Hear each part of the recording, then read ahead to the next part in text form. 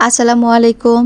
সবাই কেমন আছেন? আজকে আমাদের বাসায় ছোট্ট একটা আয়োজন, তাই সকাল থেকে রান্নাঘরে ব্যস্ততা শুরু হয়ে গেছে।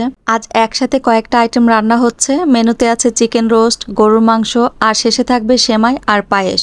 একপাশে আমি রোস্টের জন্য চিকেনগুলো ভেজে নিচ্ছি, আর এদিকে আম্মু গরুর মাংসটা মশলা দিয়ে ভালো করে মেখে প্রেসার কুকারে চুলায় বসিয়ে দিচ্ছে।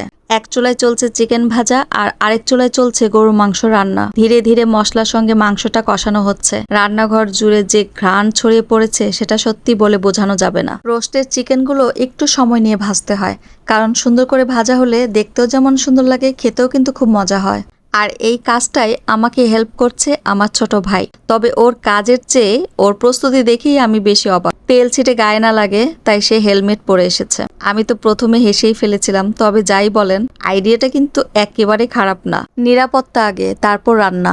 চিকেন প্রায় ভাজা শেষ, এবার রোস্টের বাকি কাজ চলছে। আর এদিকে গরুর মাংস চুলায় কষানো হচ্ছে, ধীরে ধীরে মশলার সঙ্গে কষানো হচ্ছে।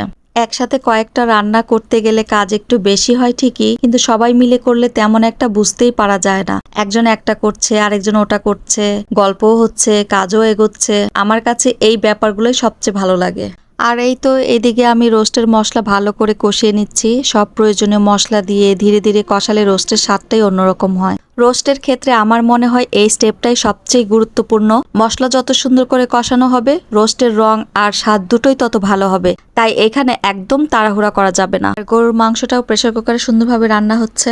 আর এদিকে রোস্টের মশলাটা ভালো করে কষিয়ে নেওয়ার পর যখন তেল ছেড়ে দিয়েছে, তখন ভেজে রাখা চিকেনগুলো এক এক করে দিয়ে দিলাম। এরপর চিকেনের সাথে মশলাটা ভালোভাবে মিশিয়ে কিছুক্ষণ রান্না হতে দিলাম, যাতে প্রতিটা পিসের ভেতর পর্যন্ত মশলা যায়। একসাথে কয়েকটা আইটেম রান্না করতে গেলে মাঝে মাঝে কোন চুলায় কি আছে সেটাও মনে রাখতে হয়। তবে আজকে আলহামদুলিল্লাহ সবকিছু ঠিকঠাকভাবেই এগোচ্ছে। এবার ঝাল রান্নাগুলোর কাজ মোটামুটি শেষ। এখন মিষ্টির পালা। দুই চুলায় দুটা পাতিলে দুধ জাল দিচ্ছি। একটাতে হবে সেমাই আর অন্যটাতে হবে পায়েস। দুধটা ধীরে ধীরে জাল হয়ে একটু ঘন হয়ে এলে স্বাদটা অনেক বেশি ভালো লাগে, তাই এই সময়টা একটু ধৈর্য ধরতেই হয়। আজকের মতো এখানেই বিদায় নিচ্ছি। আবার দেখা হবে নতুন কোনো ভিডিওতে। সবাই ভালো থাকবেন। আল্লাহ হাফেজ।